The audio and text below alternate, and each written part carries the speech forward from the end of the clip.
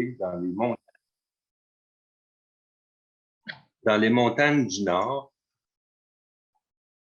Cette révélation m'a marqué et c'est en 1982, lorsque je suis arrivé à la Macasa, que j'ai fait le lien direct avec ce qu'il m'avait dit et raconté assis sur sa berceuse. Je découvrais l'endroit où les missiles étaient installés. Aujourd'hui, je suis assis sur sa berceuse et je fais des lectures qui me permettent de raconter l'histoire de la guerre froide et de la Macasa. En évoquant les missiles Beaumark et le Harrow CF-105, j'aborde un sujet de grande controverse et d'émotivité bien palpable parfois. Je ne suis pas un défenseur du Beaumark. Je ne dis que des faits avec la plus grande objectivité. Et oui, moi aussi, j'aurais bien voulu que le Harrow réussisse avec fierté, mais l'histoire a fait que les choses se sont déroulées autrement. Et je vis avec les faits, même que nous ne saurons probablement jamais tout ce qui s'est passé en coulisses entre les militaires et les gouvernements canadiens et américains. Je me tiens toutefois loin des théories du complot, trop souvent sans fondement. Suite à la lecture du livre Cold Fire du Canadien John Boyko, je révélerai des faits relativement nouveaux suite à la déclassification de documents secrets que John a consultés à la librairie du Congrès de Boston en 2005. De ses propres dires, John a été estomaqué de découvrir des faits dans des relations extrêmement tendues entre Kennedy et Diefenbaker et Pearson. J'aimerais faire un clin d'œil au journaliste de la CBC que vous connaissez sans doute plusieurs d'entre vous, Bill Cunningham. Il a environ 96 ans aujourd'hui, Bill. Il est venu ici en 1961 pendant la construction de la base de missiles Beaumark et il a fait un reportage pour la CBC qui dure 1 minute 15 secondes, qui fait partie des archives de la CBC. Vous pouvez le consulter. Donc, 61 ans plus tard, moi, j'ai fait une entrevue ce matin à la radio de Radio-Canada en français, puis je fais une salutation, un gros clin d'œil à Bill. Merci. Donc là, je vais partager mon écran et commencer ma présentation. Ça devrait prendre environ 1 heure parce que je veux laisser du temps pour répondre à des questions. Il y a 62 diapositives. Alors, je vais garder quand même un rythme. Sans me presser, on devrait arriver à ce résultat. Donc, la Macasa durant la guerre froide, une histoire à raconter en images. Vous voyez les drapeaux des principaux pays durant la guerre froide, bien que l'Europe était en guerre froide aussi. Là. Mais je me concentre sur l'Amérique du Nord. Et le Red Ensign du Canada à gauche, l'unifolie au centre, j'aurais pu mettre celui de l'URSS à la place du Red Ensign pour démontrer la situation géographique du Canada, là, qui est vraiment pris comme en sandwich ou en étau entre deux superpuissances.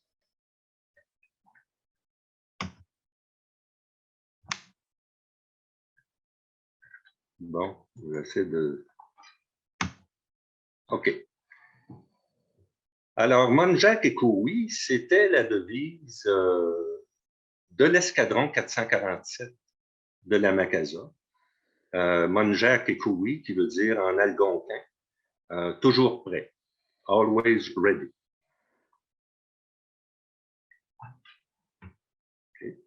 Sikitu-Radastre, telle est la voie vers les étoiles.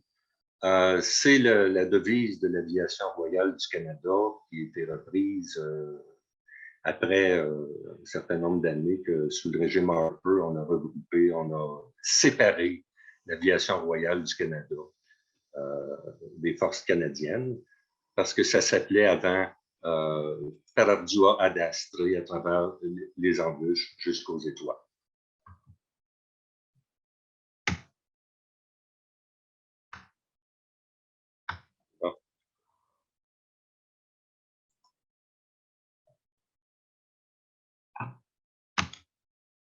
La Deuxième Guerre mondiale prend fin en 1945, puis une guerre froide s'installe tout de suite.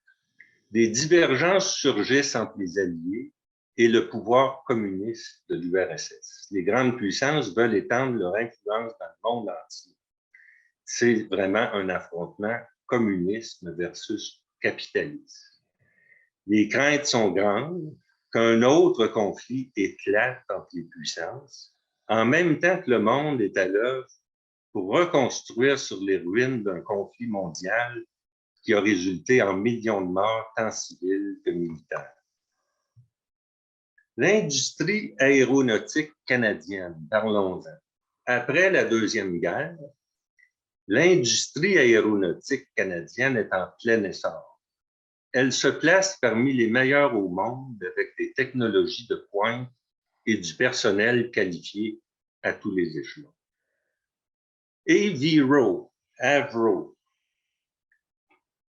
une filiale de la compagnie mère en Grande-Bretagne, s'établit et produit dans les années 50 le fameux Arrow CF-105 Interceptor, réputé être le plus avancé et rapide au monde.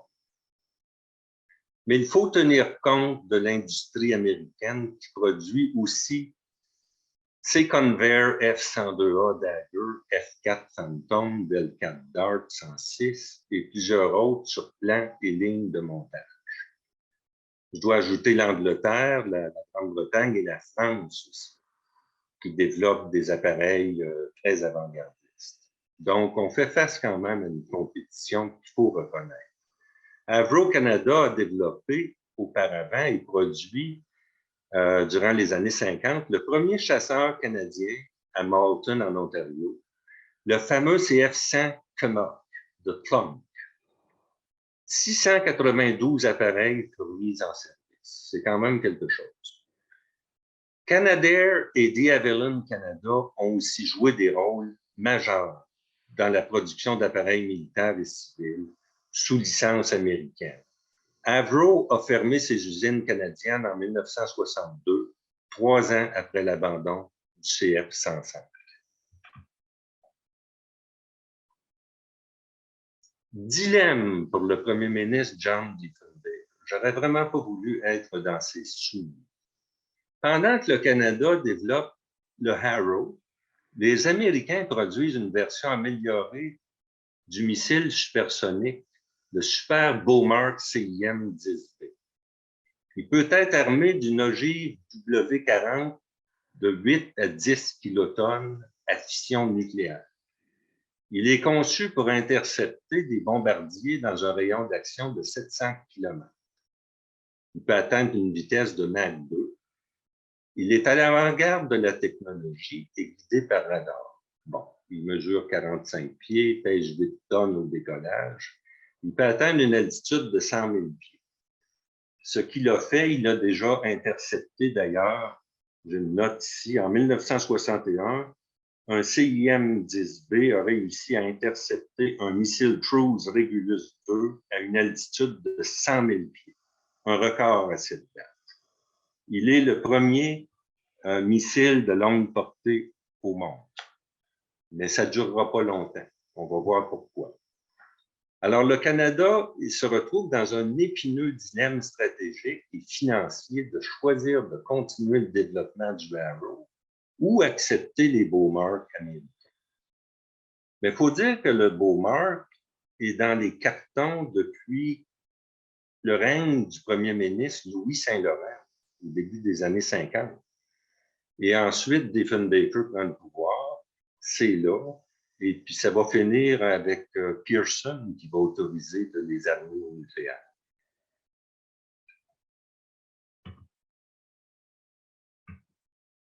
Je ne sais pas pourquoi j'ai de la misère à changer de diapositive.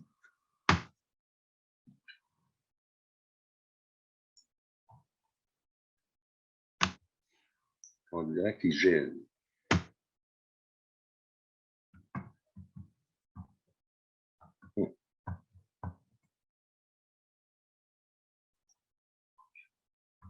OK. J'ai trouvé pourquoi, j'espère. La guerre froide s'intensifie. Les puissances militaires se menacent. La course aux armements s'accélère continuellement. Le Canada et son voisin ratifient l'accord de protection mutuelle en 1958 de North American Aerospace Defense Command, NORAD, pour remplacer l'accord d'Ogdensburg signé en 1940 par le premier ministre William Lyon Mackenzie King et le président Franklin Roosevelt, qui redoutait que la Grande-Bretagne tombe à son tour, comme la France, aux mains des nazis. En 1954, ça a passé proche quand même, là, grâce à la bataille de Britain, c'était possible que l'Angleterre tombe aussi.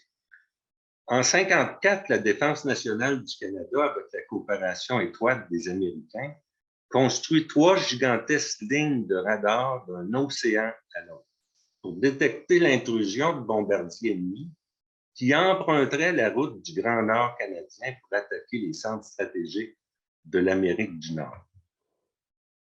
Voici une illustration de la DO Line, la Mid-Canada et la Pine Tree. Ça totalisait près de 180 stations de radar, si je ne me trompe pas. Et il reste beaucoup de ruines et d'endroits, comme près d'ici au lac Saint-Denis, Saint-Adolphe-d'Hour. Je n'ai pas encore visité depuis 2 ans avec la pandémie et tout ça, mais je n'ai pas d'excuses. Mais j'irai bien, mais j'ai des photos que j'ai vues. C'est un site privé aujourd'hui, mais ça a un rapport direct avec la Macasa par rapport à la construction d'une piste d'atterrissage dès 1952. NORAD, North Bay, le bunker souterrain conçu. On conçoit là un bunker, c'est extraordinaire.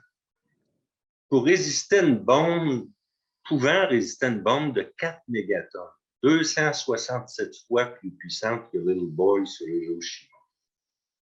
La construction débute en 1959 et le bunker est opérationnel en octobre 1963. Il atteint une profondeur de 600 pieds dans le bouclier canadien. Il peut abriter 400 personnes. Donc là, je vous lis un paragraphe dans la langue anglaise. C'est écrit par Ray Doug Newman de North Bay. The NORAD North Bay Underground Complex is the most extraordinary military installation ever built in Canada. During the Cold War, Canada was in an unenviable geographic position, lying directly between the Cold War's principal adversaries, the Soviet Union and the United States. This meant if the war turned hot, Canada would become a major nuclear battleground. To reach their American targets, cities, military bases, and industrial installations, Soviet nuclear weapon-armed bombers would have to cross Canadian airspace. Meanwhile, interceptors would swarm the airspace to shoot the attackers down. Alors, ma source, c'est Ray Doug Newman. Je vous salue, M. Newman. Vous vous occupez du musée de l'aviation historique de North Bay. Donc, c'est ça, il décrit que le Canada est pris en étau entre l'URSS et les Américains, du point de vue territorial. Voici quelques images du bunker qui existe encore, mais qui est fermé au public. On ne sait plus quoi faire avec. Un musée, un casino, on ne sait pas. Il y a des grands coûts associés à ça pour le rendre public. On n'a qu'à penser à la ventilation, etc. Mais c'était vraiment extraordinaire. Alors, pour la Macasa, qu'est-ce que vient faire North Bay? C'était notre ville jumelle. Là, il y avait, je vais en parler tantôt, pour ne pas me répéter. Donc, pour déclencher un missile Bomber pour attaquer, l'ordre ultime, lors d'une contre-attaque, serait donné conjointement par les Américains et le Canada. Voici, selon John Byko, dans son livre Cold Fire. Cette entente ne serait que politique et dans les faits, le président Kennedy aurait donné l'ordre sans consultation à titre de commandant en chef des forces américaines.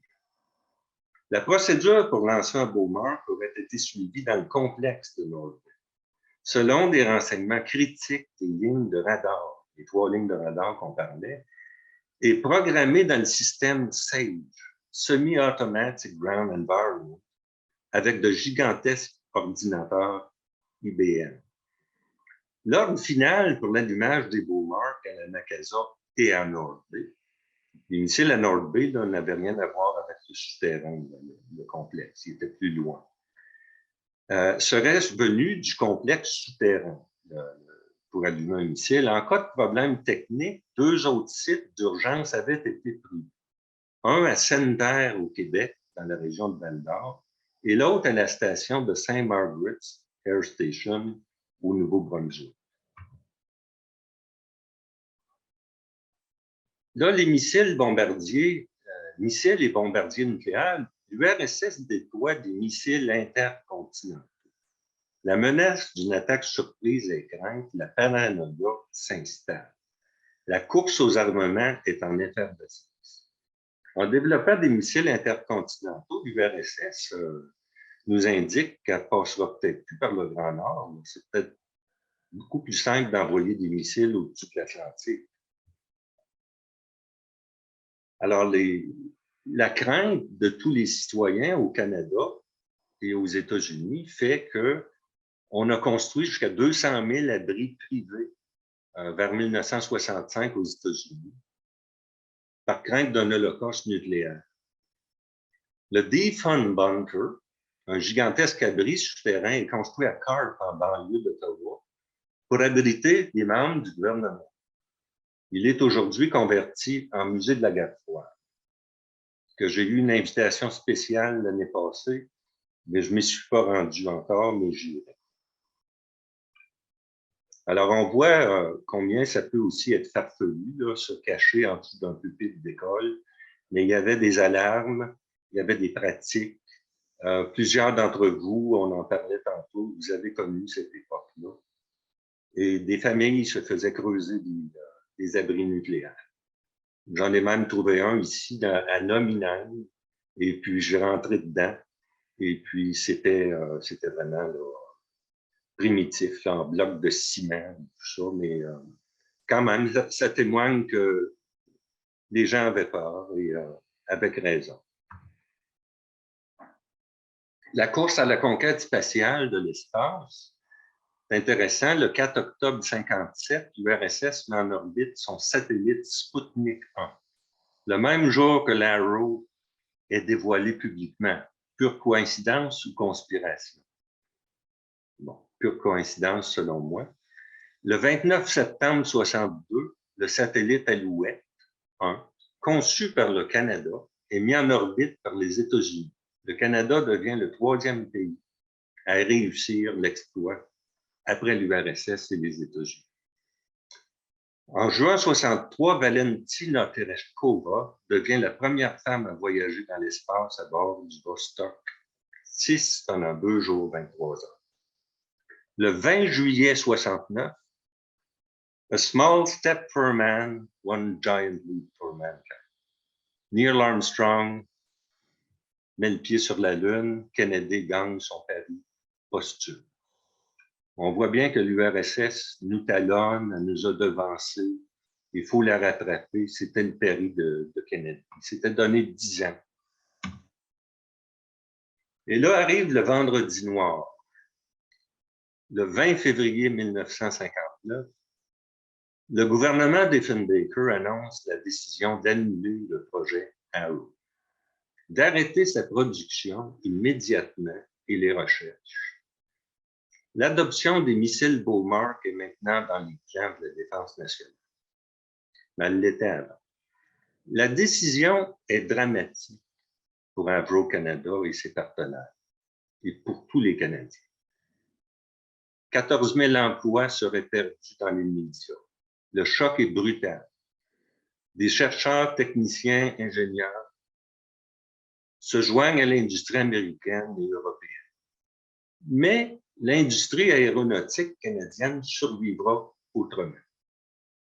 2 ans plus tard, en 1961, le Canada achète 66 CF-101B chasseurs Voodoo de fabrication américaine pour remplacer la flotte vieillissante des CF-100 et pour remplir le rôle que le Arrow CF-105 aurait joué en concordance avec les Beaumark.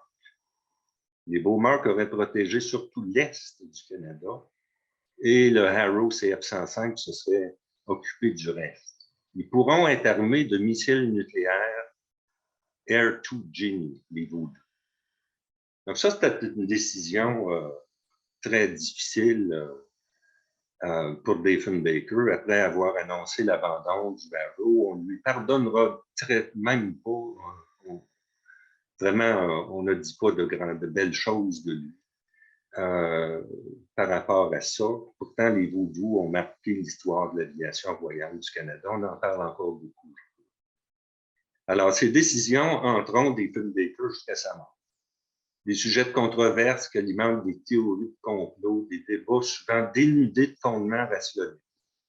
La fierté canadienne a été mise à rude épreuve et le demeure encore émotivement aujourd'hui. J'ai ici un mémo qui était secret, qui a été dévoilé, permettez-moi de vous lire quelques lignes. Ça date du 21 août 1958, Record of Cabinet Defense Committee Decision. C'est en anglais. The committee agreed to recommend the cabinet that approval in principle be given to the installation of 2 Beaumark bases in the Ottawa North Bay area. That authority be granted to commence negotiations with the United States for cost sharing and production of the installation of 2 Beaumark bases in Canada. That consideration be given abandoning the CF-105 Aram program and the associated fire control and weapons program. Donc, on voit que c'est dès le mois d'août 1958 qu'on recommande l'abandon du Arrow et qu'on recommande l'adoption du Beaumark. Donc, lorsqu'on l'a annoncé en février 59, les dés étaient déjà joués, je crois. Alors, les 5 Arrows de pré-production sont détruits en juillet 59, suite à une directive qui aurait émané du maréchal Hugh Campbell et approuvée par le ministre de la Défense. Tout indique que Diefenbaker ne le savait même pas, qu'il ne s'en concernait pas non plus. Qu'on détruise les prototypes, ça l'a vraiment marqué l'histoire aussi. C'est une rare photo historique ici prise par le journaliste Herb Knott. La Macasa est géographiquement stratégique sur la latitude de 46,35 et sur sa longitude de 74,077. North Bay, sa ville jumelle de défense, est à une latitude semblable, voyez-vous, dans le triangle de la Niagara. North Bay défendra le Grand Toronto et d'autres grandes villes de l'Ontario, tandis que la Macasa défendra Ottawa-Montréal et autres grands centres urbains. En 1952, le territoire de la Macasa est choisi pour la construction d'une piste d'atterrissage d'urgence en conjonction avec la construction de la Pine Tree Line. C'est là que tout commence. C'est avantageux aussi parce que la piste, bien qu'elle a 6200 pieds, elle bénéficie de la longueur du lac chaud qui permet d'éviter les montagnes pour se poser. Donc, permettant une piste moins longue et moins coûteuse. En 1959, la Macasa est encore choisie, stratégique pour la construction d'une base de missiles Beaumark en prenant avantage de cette piste d'atterrissage. Les travaux sont exécutés avec rapidité, les bâtiments, abris de missiles, les infrastructures sont réalisées en un temps record. Les 28 missiles sont en place dès 1962, mais ne seront pas armés aux ogives nucléaires avant le début de janvier 1964. Le personnel militaire de l'escadron 447 sera formé aux États-Unis. Missile solaire Beaumark à ogive nucléaire W40 et Génie R2. C'est ça. Les armes nucléaires américaines en territoire canadien. Même si le gouvernement a ratifié une entente avec les États-Unis pour le déploiement des missiles Beaumark, l'option de les armer d'ogives nucléaires reste muette politiquement. Le gouvernement d'Effenbaker refuse que les Beaumark soient armés au nucléaire et ne veut pas d'armes nucléaires en sol canadien, car il faudrait qu'ils soient sous la garde des Américains selon la Constitution américaine ou leur loi. Mais cet argument est simpliste dans un débat tenu secret. Il faut considérer le rôle des stations de Goose Bay, Harmon, Argentia, à Terre-Neuve-Labrador, qui pouvaient déjà héberger des armes nucléaires américaines avec leur gros porteur du Air Strategic Command. Ici, c'est une photo vraiment fantastique qui démontre là, Kennedy exerce des pressions énormes sur Diefenbaker pour le convaincre d'accepter le nucléaire au Canada. Mais le vieux lion demeure ferme sur ses positions. La souveraineté du Canada n'est pas négociable et le Canada ne deviendra pas le pantin des États-Unis. Il demeure inébranlable et exige que le Canada soit traité en partenaire égal, ce qui met en colère son homologue. Les sourires sur cette photo sont trompeurs. Lors de cette froide rencontre dans le bureau ovale de la Maison-Blanche le 20 février 1969, je peux vous dire que Kennedy tenait des propos extrêmement méprisants à l'égard de son homologue. Et il voulait le pouvoir, puis ne tolérait vraiment pas d'être en désaccord, que Diefenbaker n'obéisse pas aux doigts et à l'œil. Les États-Unis braquent 100 missiles Jupiter sur l'URSS depuis la Turquie et l'Italie. L'URSS réplique en installant secrètement des missiles Dvina à Cuba. La crise des missiles de Cuba durera pendant 13 jours d'angoisse. L'URSS peut frapper partout.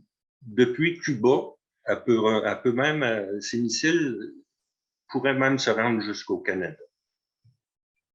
Ils visent tous les grands centres urbains américains. Les tractations sont intenses entre les villes belligérantes. Castro sera très déçu de tout ça, là, mais il est très content de narguer son ennemi américain d'en face. Khrouchtchev et Kennedy. La pression est vraiment extrême.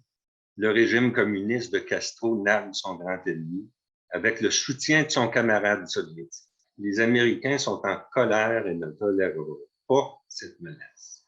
Ils sont prêts à tout pour y mettre fin. Kennedy et son frère Robert négocient âprement, mais avec doigté, pour un compromis pouvant dénouer l'impasse. On ne dort plus, les nerfs sont élevés, on veut éviter le but. Finalement, après 13 jours de grande passion, Khrouchtchev cède et accepte de retirer ses missiles avec la promesse que les États-Unis n'envahiront pas Cuba, ne tenteront pas une autre tentative là, après le désastre de la baie des Cochons auparavant. Et que les missiles Jupiter en Europe soient aussi retirés. La crise est résolue, mais la guerre froide se poursuit. Des élections en 1963, John Diefenbaker, écoutez, j'ai écrit, il concède sa défaite en respect avec la Constitution et le choix du peuple. C'est ce qui est écrit dans l'histoire. C'est un clin d'œil que je fais avec la dernière élection présidentielle aux États-Unis. Il a concédé sa défaite. Et Kennedy persiste, et écoutez, ceci, c'est intéressant, à mettre de la pression sur son homologue canadien, puis il menace en privé de faire tomber le gouvernement de Diefenbaker, qui est minoritaire. Il interviendra dans l'élection du 18 juin 62, c'est 61, je pense, général, en chargeant son stratège électoral, Lou Harris, de se rendre secrètement au Canada avec un faux passeport truqué, en embauchant des centaines de personnes, c'est environ 500 femmes, pour influencer le vote et déployer des stratégies favorables à Pearson. Les personnes employées, c'était pour faire des téléphones pour influencer le vote, avec des conseillers politiques pour aider Pearson à défaire Diefenbaker. Mais Diefenbaker gagnera un autre gouvernement minoritaire, au grand malheur de Kennedy. Après avoir perdu un vote de confiance, là c'est en 1963, le vieux lion rugit et déclenche une élection générale le 18 avril 1963. Pearson remporte un gouvernement minoritaire à la grande satisfaction de Kennedy. Le nouveau gouvernement Pearson autorisera dans la même année les armes nucléaires américaines en sol canadien. Kennedy a gagné son duel contre le Canada. Pearson, qui avait reçu le prix Nobel de la paix, qui était anti-nucléaire, s'était rendu ensuite aux États-Unis, à Boston, pour recevoir un diplôme honorifique. Puis il a fait un détour pour rencontrer à l'invitation de Lyndon B. Johnson, hein, qui a remplacé Kennedy après son assassinat. Et puis, il a été très, très, très mal reçu, Pearson, parce qu'il avait osé critiquer l'engagement des Américains au Vietnam. Et il s'est fait servir une réception épouvantable. Je ne rentrerai pas dans les détails, mais c'est un fait. Quand on critique un président américain, et qu'on est au Canada, il faut être solide. Donc, après l'élection de Pearson, les ogives nucléaires atterrissent à la Macasa finalement le 1er janvier 1964. Arrivée des 7 premières charges atomiques du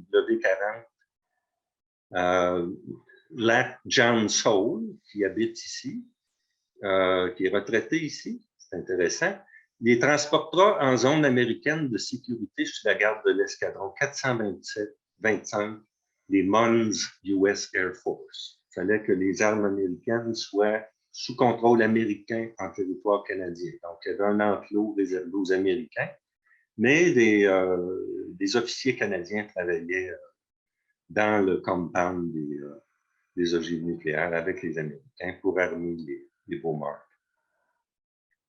Alors, c'est ce que ça dit. Excusez. Ouais, he now lives in la Macasa. C'est bon. Alors, le Montreal Star, qui fait la une, la Macasa stands watch with nuclear holocaust. Il y a des protestations antinucléaires à la Macasa, comme ailleurs, surtout vers 1964. Les protestataires viennent surtout de Montréal et d'Ottawa.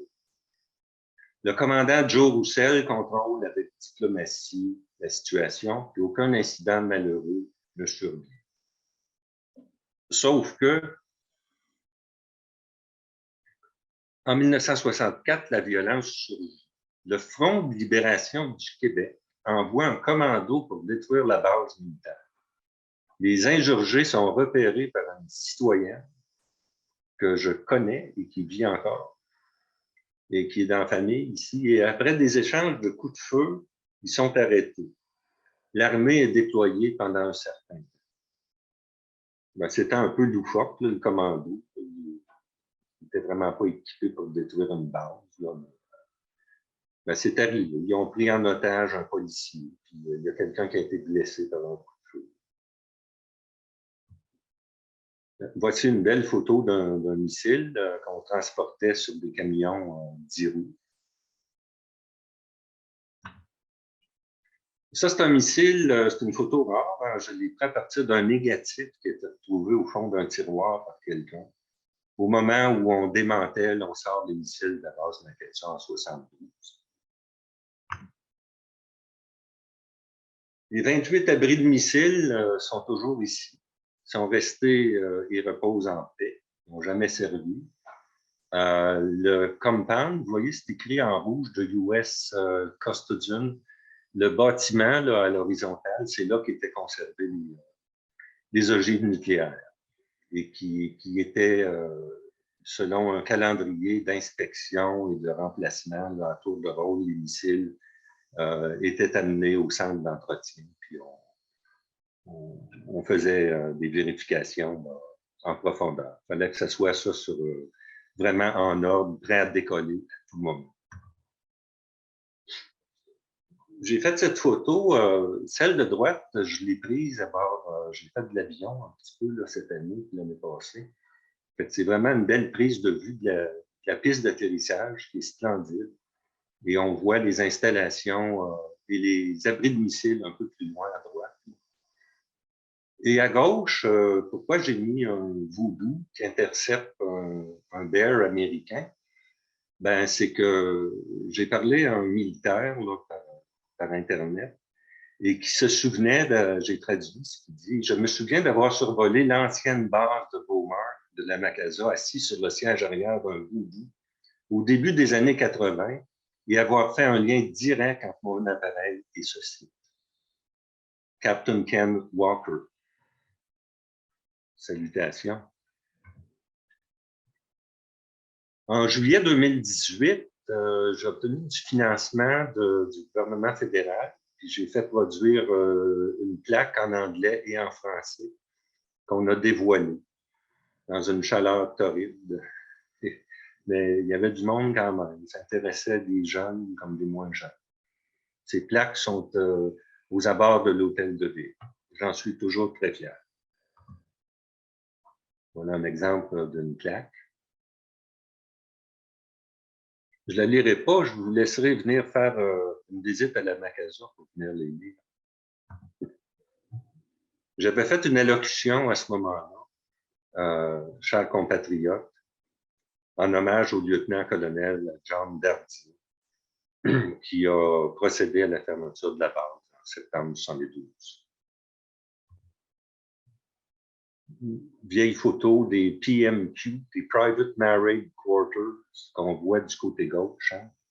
C'est pour ça que l'expression « un village dans le village », parce que les militaires habitaient un village dans le village, il y avait même leur propre conseil municipal, à ce que j'ai appris.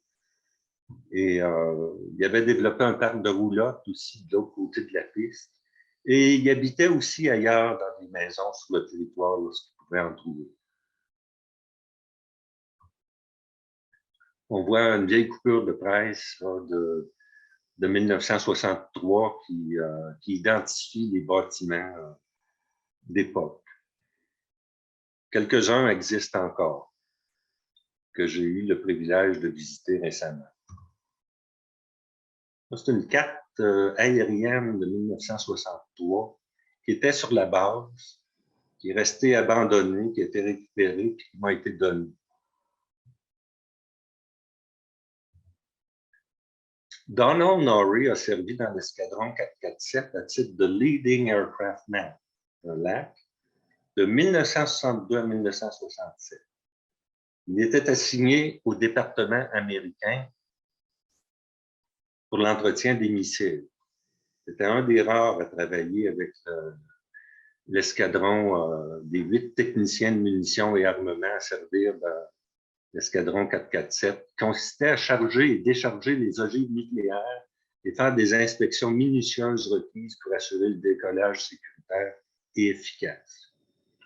Don habite à Calgary, c'est un ami, j'ai communiqué beaucoup avec lui par écrit, il m'a beaucoup aidé à répondre à toutes mes questions qui n'en finissaient plus.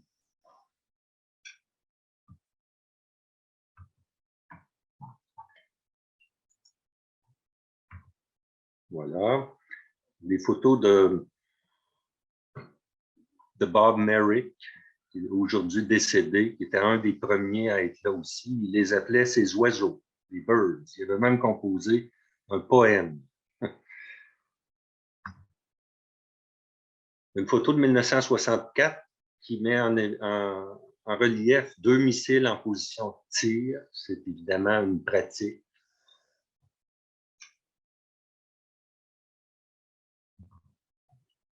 C'est une peinture que j'ai commandée à un artiste militaire qui s'appelle Peter Robichaud.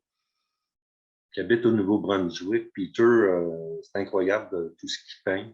J'ai dit, faut que tu me peignes, faut que tu me fasses quelque chose là, qui est un scénario qui ne s'est pas produit, mais qui aurait représenté ce qui aurait pu se produire.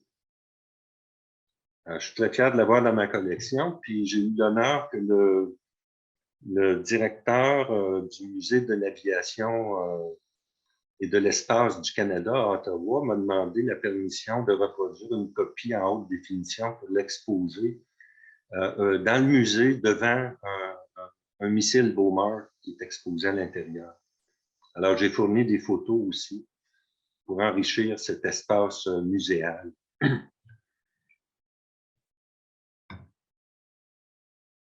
Une photo de l'escadron en formation à la base aérienne d'Albert Fields en Floride en 1962.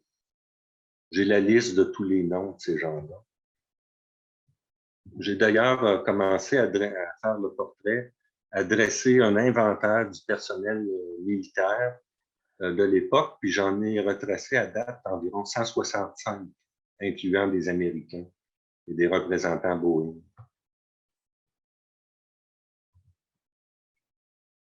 Photo de Chris Charland, crédit, lors de la livraison des ogives nucléaires à North Bay. C'était en pleine nuit. C'était gardé sous haute sécurité. C'est bien entendu que c'est pas n'importe qui pouvait rentrer là.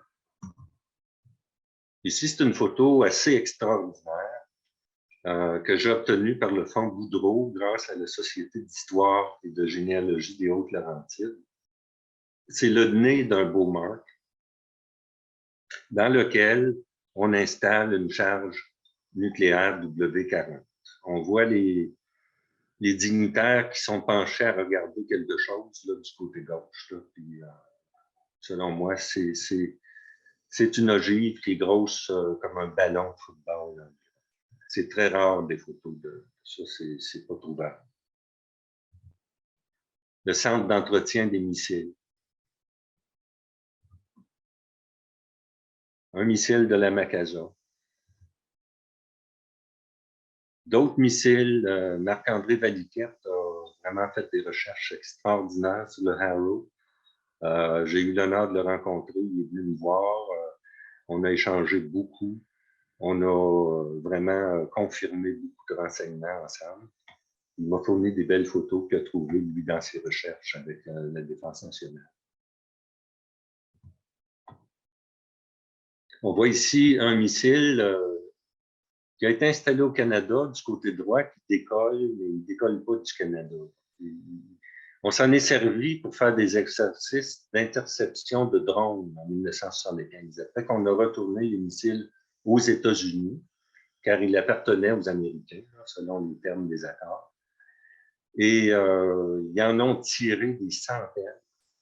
Il y en avait 56 au Canada, mais il y en avait des centaines aux États-Unis.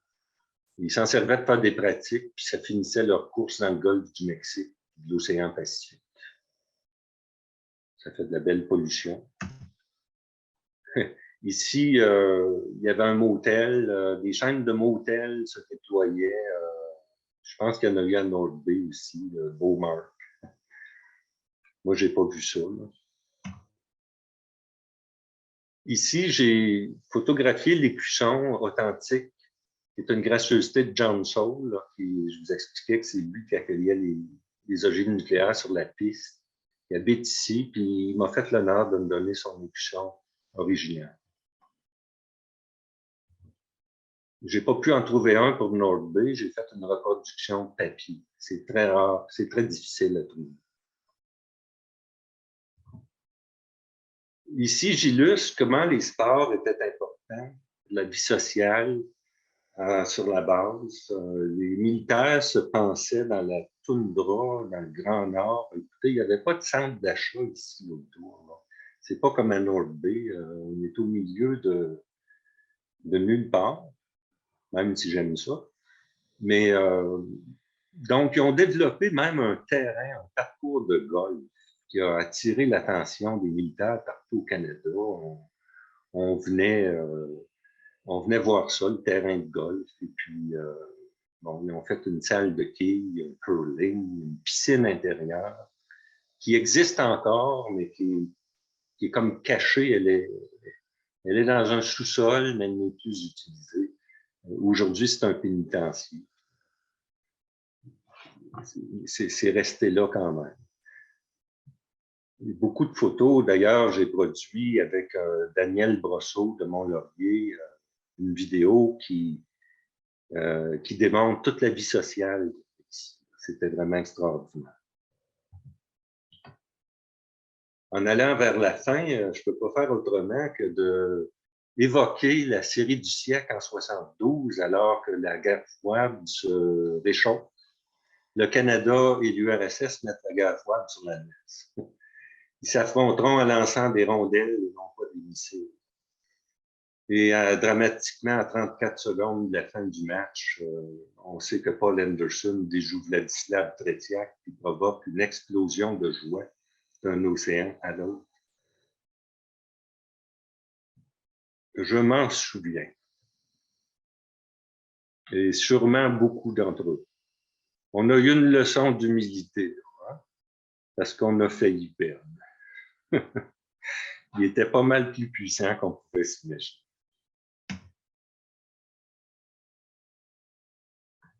Alors, la fin d'une décennie, des escadrons 446, 447 en Nord Bay, la Macasa, les deux bases sont dissoutes. Les missiles qui sont restés en paix sur leur rang quittent par camion ou par train le Canada pour retourner à leur propriétaire. La guerre froide a transformé le village tranquille de la Macasa. On peut se demander ce qui serait devenu de son avenir sans l'héritage positif laissé par la guerre froide. Il y a un côté positif à ça. Parce qu'après la fermeture de la base, les infrastructures ont été utilisées pour l'aménagement d'un collège Manitou pour autochtones. C'était une première au Canada. Il a malheureusement fermé ses portes seulement 2 ans plus tard.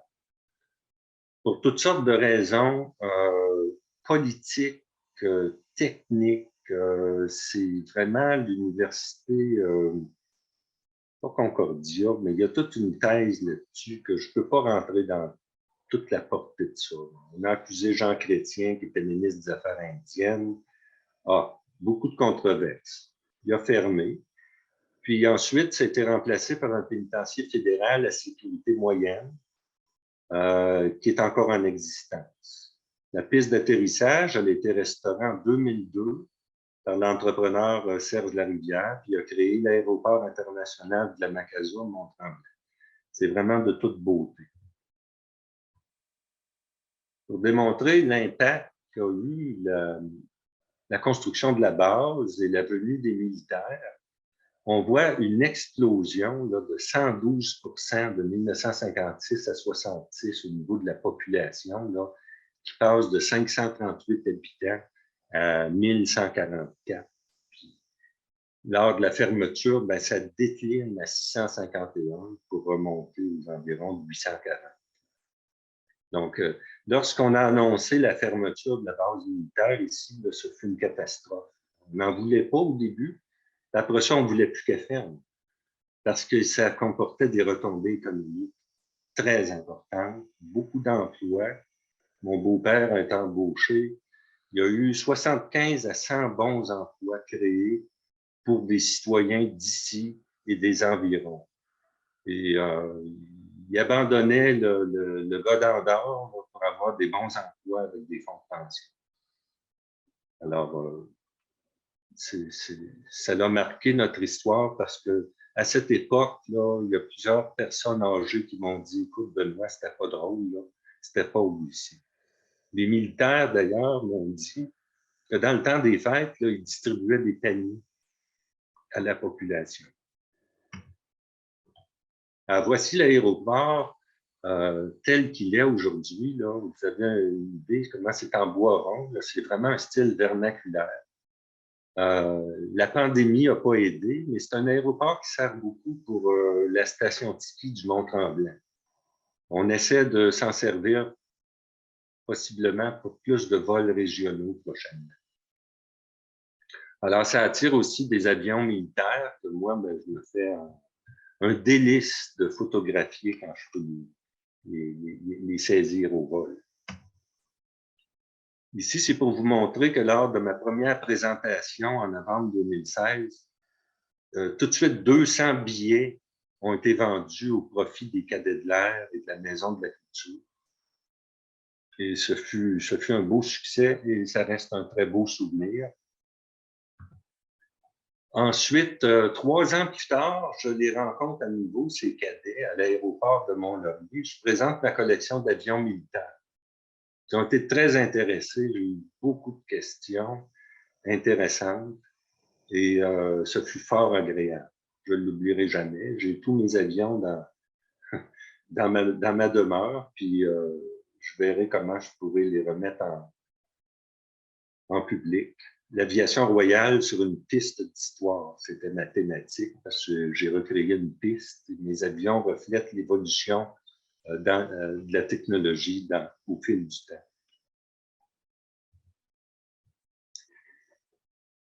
Nous avons créé à la Maison de la Culture de la Macasa une belle exposition. C'est vraiment beau. Depuis 2 ans. Et vous voyez, c'est des présentoirs. C'est toute ma collection que j'ai, des objets que j'ai trouvés avec difficulté au fil du temps et qui, la Maison de la Culture m'offre une salle d'exposition tout à fait extraordinaire dans la vieille école du village. Et j'espère bien que nous pourrons. La pandémie nous a vraiment ralenti. Hein. La dernière présentation en public, là, ça se faisait avec des masques. On était limité à 10-12 personnes. Alors, c'est vraiment pas optimal. Mais tout est en place. On souhaite faire une commémoration du 50e anniversaire de la fermeture de la base pour le 30 juillet. Je ne sais pas exactement quelle forme ça prendra, mais je vais inviter des militaires. Et j'aimerais bien un peu de cornemuse et de clairon dans tout ça. Donc, faut mettre ça ensemble, là, en espérant qu'on va sortir de cette pandémie et des masques pour tout le monde. Alors, bon, ben, je pense que je suis pas mal fidèle au temps que je m'étais consacré et je serai prêt pour une période de questions.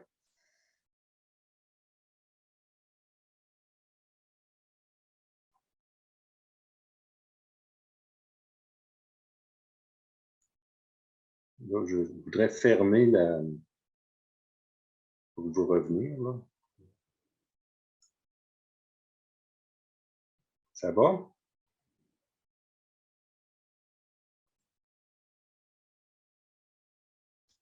Est-ce que vous m'entendez? On vous entend, mais on voit encore la Oui. présentation. Ouais, je ne sais pas comment l'enlever. Escape?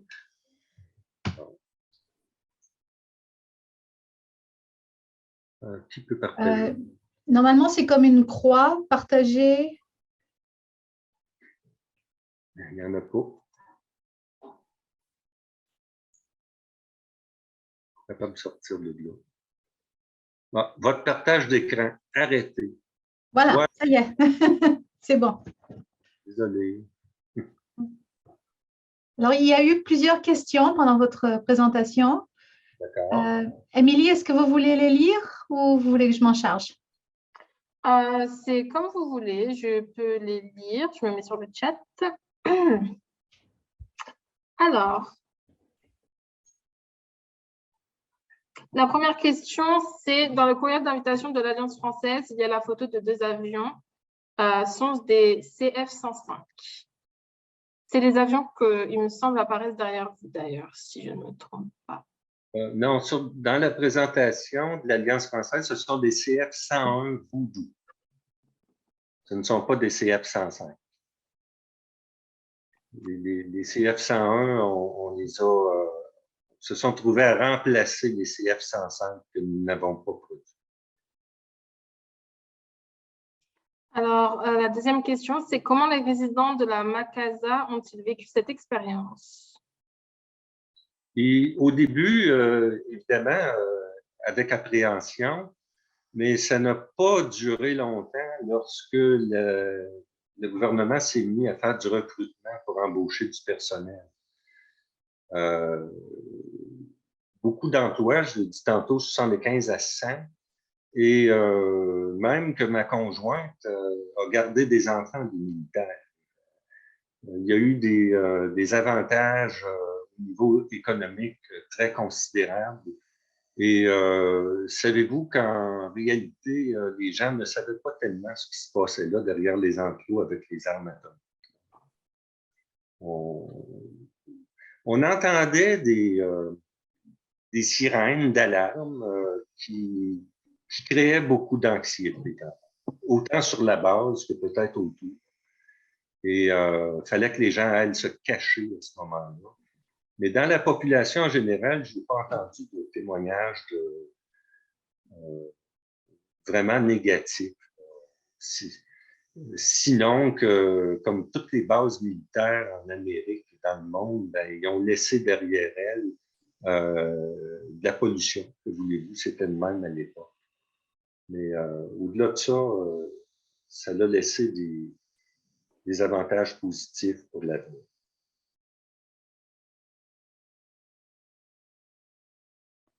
Alors, nous avons, il me semble, une dernière question qui a été en partie répondue par quelqu'un du chat. C'est est-ce que les PMQ existent encore?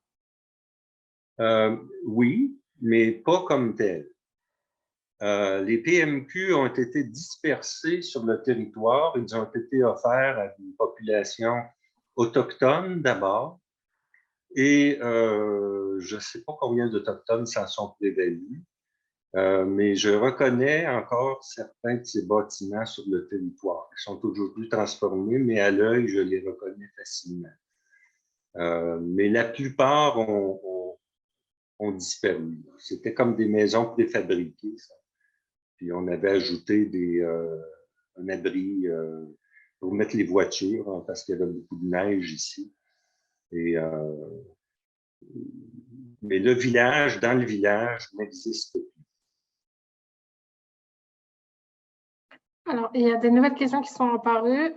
Donc, la prochaine question, c'est y avait-il des vétérans de la Deuxième Guerre à la Macasa? Comment ont-ils réagi? J'en ai pas connu des vétérans. Il y en a dans le cimetière. J'ai pas eu l'occasion de les connaître. Sauf que je connais des descendants d'immigrants, parce que ici, c'est un village cosmopolite. Hein. On peut trouver des Polonais, des Russes, des Ukrainiens, des Juifs, des Italiens, et j'en passe, qui sont venus dès le début, vers 1900, qui sont venus se joindre aux Canadiens français dans la foulée de la colonisation du Curé-Labelle. Et de génération en génération, ça a toujours continué. Après la Deuxième Guerre, des déplacés polonais qui s'étaient retrouvés en Sibérie, puis ensuite, sous le protectorat britannique, se sont retrouvés ici à la Macasa.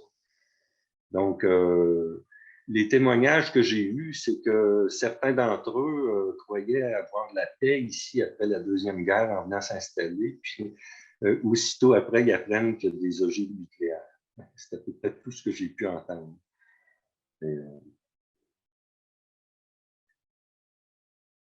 il y a une question de Bernadette. Je ne sais pas si c'est une question ou une affirmation qui dit dans le moment, est-ce qu'il n'y a que la prison?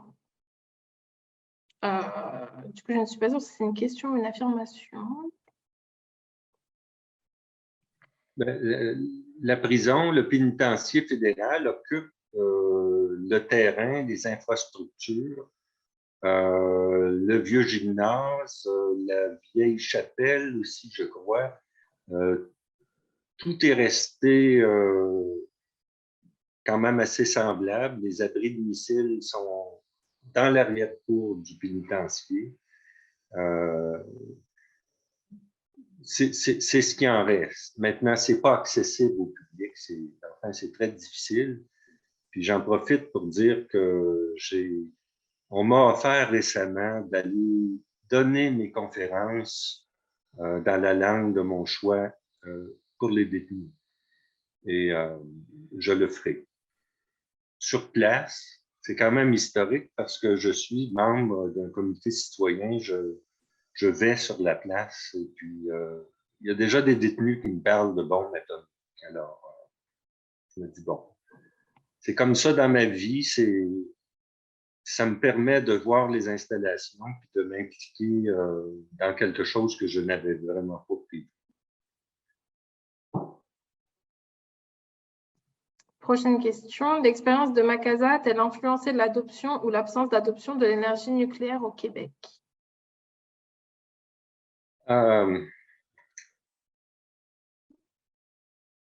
Pas juste la Macasa, je dirais. Je crois pas qu'il y ait autant. Je ne crois pas que les partisans du nucléaire soient plus nombreux au Canada anglais, comme on dit, qu'au Québec. Je crois que le Canada reste attaché au traité de non-prolifération des armes atomiques, auquel nous sommes signataires. Et d'ailleurs, le conflit entre Diefenbaker et Kennedy reposait beaucoup là-dessus. Diefenbaker reprochait à Kennedy de ne pas négocier suffisamment, d'escalader les tensions trop rapidement. Et on le voit avec l'Ukraine. Il était plus posé, Diefenbaker. Moi, je lui donne ses crédits là, quand même, là, parce que j'ai entendu tellement de choses, des faussetés à son égard. C'est un homme de paix. C'est lui qui a rédigé la première charte des droits et libertés au Canada.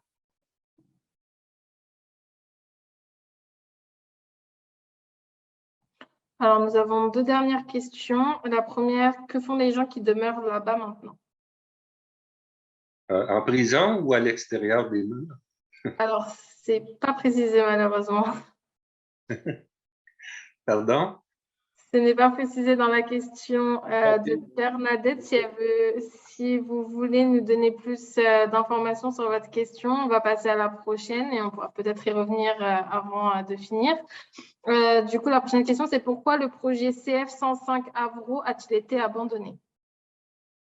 On ne peut pas y répondre d'une façon rapide et précise. Il y a des contraintes budgétaires qui auraient pu être surmontées, mais il y avait aussi l'évolution des technologies était tellement rapide, puis il y a eu tellement de retard à cause de la politique d'armes nucléaires au Canada que le projet, finalement, n'a comporté que 72 heures de vol en pratique, ce qui est très peu lorsqu'on veut produire un avion en série. Et ça l'a vraiment nuit. Ça l'a vraiment nuit au projet parce que ça l'a retardé. Et ça a fait qu'à un moment donné, il fallait que quelque chose se décide. Et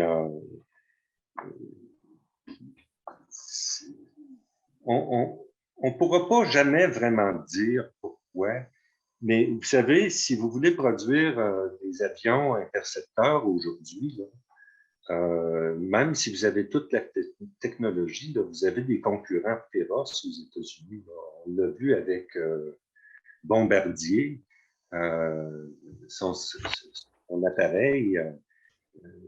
Lorsqu'on fait concurrence aux États-Unis, à la France, à la Grande-Bretagne, à l'Allemagne et je ne sais trop, on ne peut pas se lancer de même là, dans une chaîne de production là, puis se mettre à vendre des appareils partout au monde.